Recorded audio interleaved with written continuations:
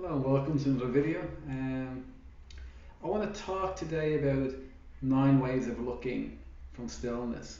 I actually made a podcast about this recently, but I was going to just put the podcast onto the YouTube channel, but I decided it might be better to just make a whole new video. Now, I found these 9 ways of looking to be incredibly useful, and I shared them with other people. And what this is, these 9 ways of looking are actually, you could say, pointers that allow us to see something that's already there. And for me, when I talk about stillness,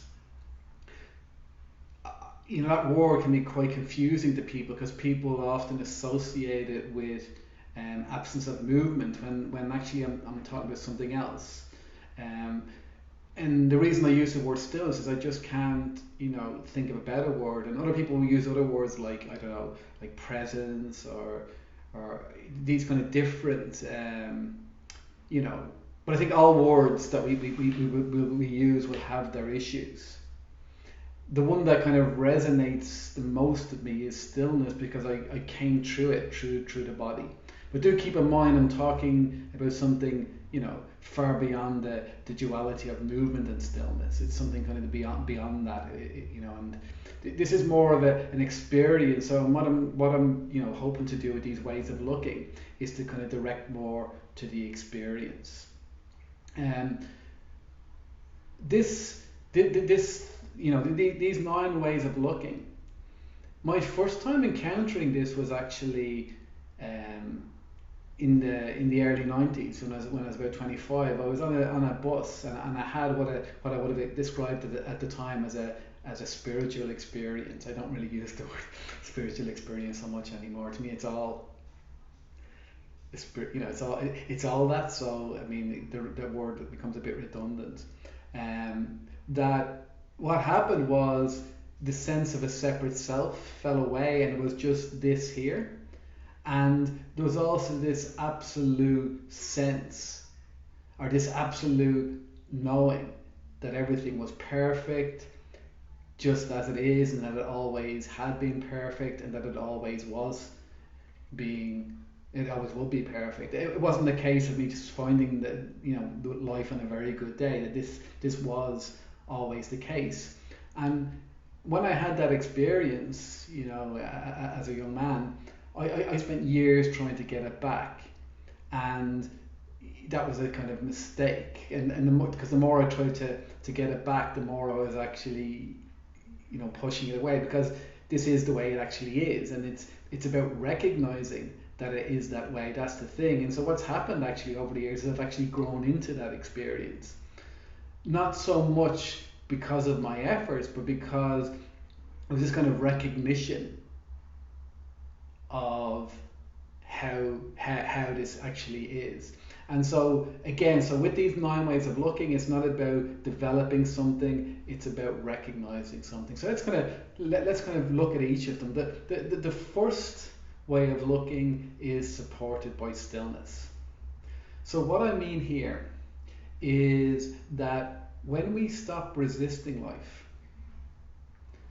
we start to become aware of the absence of that resistance. And that can be an entry point into stillness and peace. That when we give up our resistance,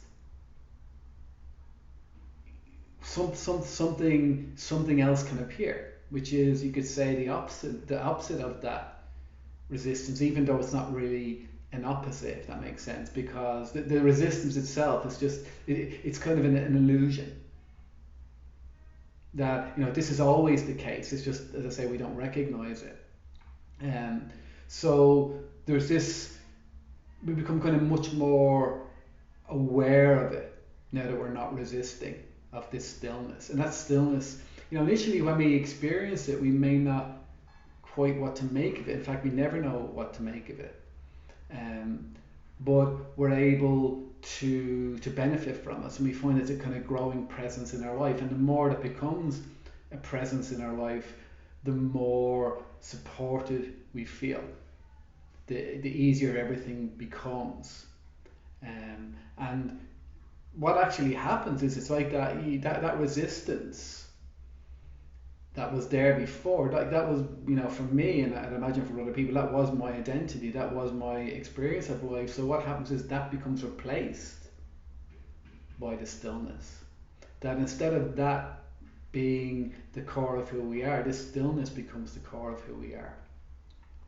So that's that first way of looking. The second way of looking is choosing what's here. Now,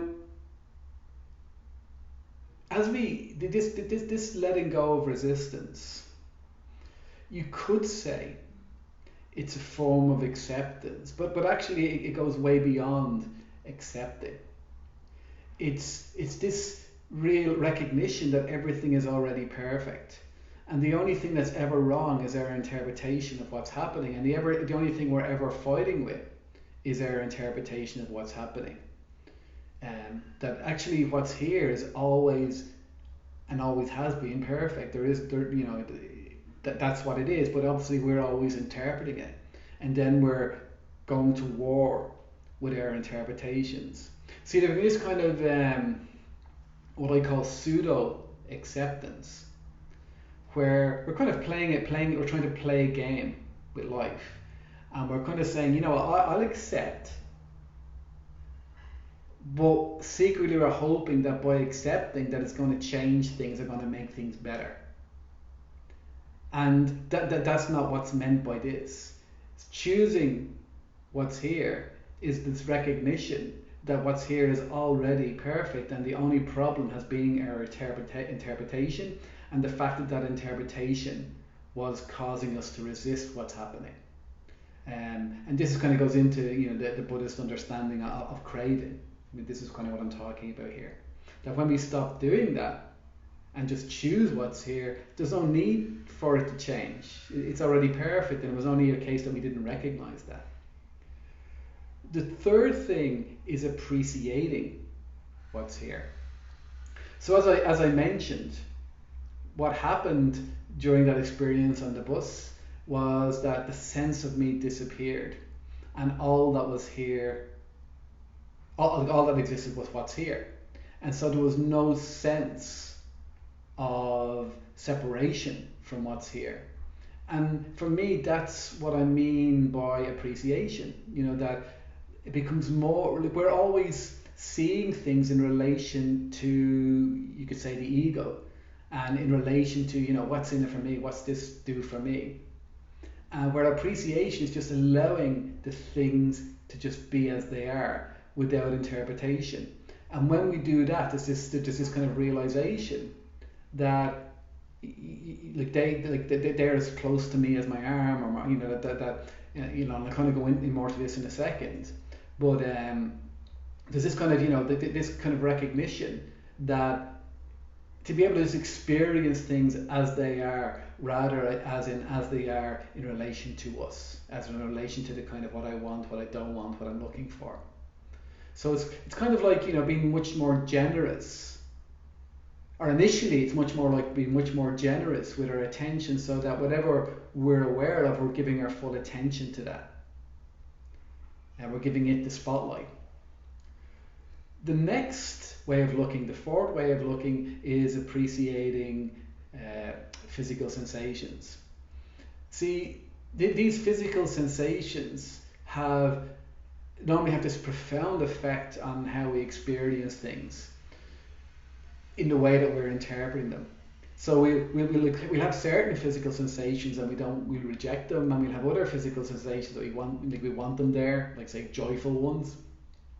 But what's actually happening is this is all again us interpreting physical sensation, and deciding there's some we like, some we don't like, and some we can be we don't care about.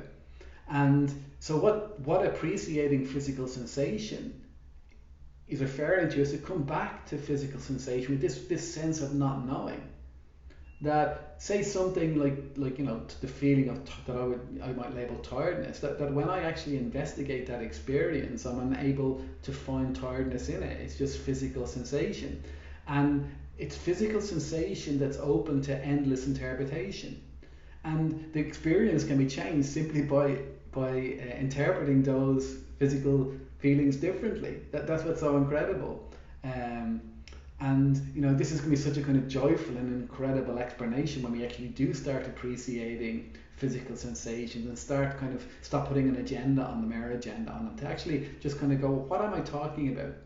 See, a lot of us spend a lot of our life trying to escape our feelings, but why don't we just stop and ask, well, what is it I'm trying to escape? What's the nature of the thing I'm trying to escape? And when we do that, we find it's kind of pretty much impossible to kind of to say what it is in any kind of definite way. So the next way of looking is being the entirety of the experience. So we have this sense that there's me and there's life. So being the entirety of the experience is this recognition that, well, no, I'm actually the entire experience I'm having right now. I'm not just the bits of it that I label as Paul. I'm the entire experience. In the same way, like in a dream, we can have this sense that I'm a character in the dream, and there may be other characters in the dream, and there may be a setting or scenery in the dream or a location in the dream. But of course, the whole thing is the same thing. It's all just you could say my mind is creating the whole thing, and this sense of me being a character in the dream is actually an illusion. And kind of when we look at our own experience, we see that's the case there as well. That really what's creating the sense of me isn't just the bits that I call me, it's the whole thing. It's the whole environment is creating the sense of me. And to kind of carve it up into bits that are me and not me is just an illusion. It's just something that we very useful things for navigating life, but it's not really how things are when we look closely. The next way of looking is all is stillness. So when we stop resisting, much of what we experience and the thing we call life is actually imaginary, completely imaginary. It's this imaginary drama that's being created by the interpretations we're making, and then we're arguing with the interpretations we're making. And when you stop doing that, when you come out of that, this all becomes incredibly still. And the more you investigate what's here, the more stiller it becomes. That in fact, that there is this more of this sense that all that's really is stillness, but somehow that stillness can take on appearance. But it never stops being still. It never stops being that stillness. There's a teacher, Ajashanti, and he had his book, and I just love the title, like Emptiness Dancing. So I experienced this as stillness dancing. That it's just the only thing is stillness. And yet, by interpreting it, we get all of this thing we call our life. This this thing that appears so complex. It's just this one thing appearing in different ways, and then us interpreting it in different ways. The seventh way of looking is not knowing what this is. One of the things that language does is it gives us an illusion of knowing what's going on. But when we actually look at our experience, when we investigate, so say when we investigate what's happening right now, if we become aware of what's going on in our experience right now, that actually it's impossible to put that into words. It's unnameable. That there's no way we could ever, the richness and the complexity of this kind of appearance right now is, there's no way there's any word that could ever capture that, or any description that would ever capture that. And we can look and we can see that, But then you realize, what am I always talking about? The thing, we mistake our interpretations for being how things are. But of course, there's no way our interpretations could ever capture how things are. It's just not possible. And so it's this recognition that, a lot of our sense of disenchantment with life comes about, actually all of our disenchantment in life comes about because we think we know what it is. When in fact we don't know what it is. We really don't know what it is. And it's this kind of recognition. And sure, for the sake of navigating life, it's maybe useful to use language and have interpretations, but to pretend that we kind of get this, that we understand this, that's the biggest mistake I think we can make. It's ridiculous actually when we investigate our experience. It's this incredible hubris to think that we understand this or we get this. That all we have to do is actually pay attention to our experience, and we see it's not even possible. It's just far too rich, and the more you investigate, the more to it there is. The next 8 way of looking is not knowing how I'm doing.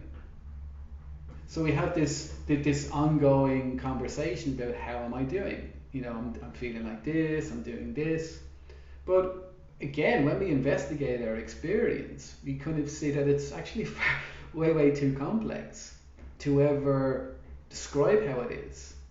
That what we tend to do, so into that, when we answer that question, how am I doing? What we do is we tend to focus in on certain aspects of our experience and then interpret them and then tell people that's how we're doing.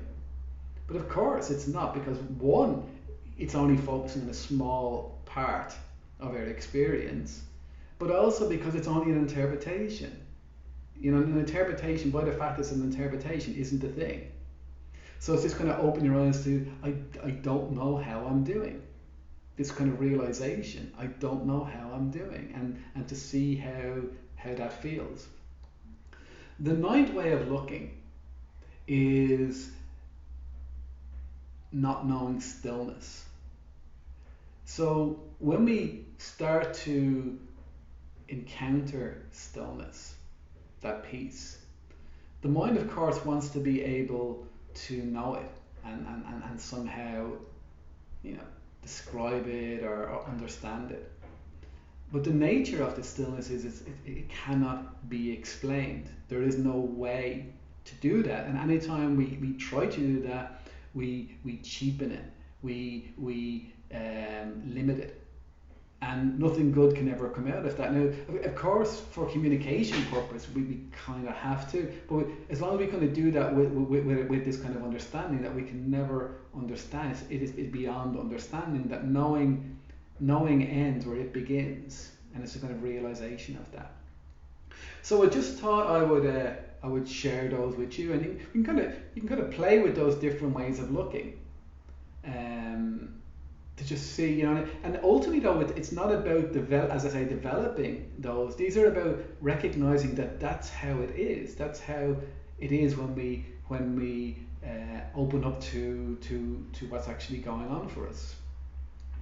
So I realised I haven't made one of these videos in a while, and I kind of explained this in the podcast as well, is that I don't, I just speak when I feel like I have something to say. I don't believe in making videos just for the sake of making them. And it can happen that I'll have periods where I'll have a lot to say and I'll make lots of videos, but there can also be long periods where I just don't and I won't. And but I'm always very grateful that people watch them. So thanks very much, and I'll see you again.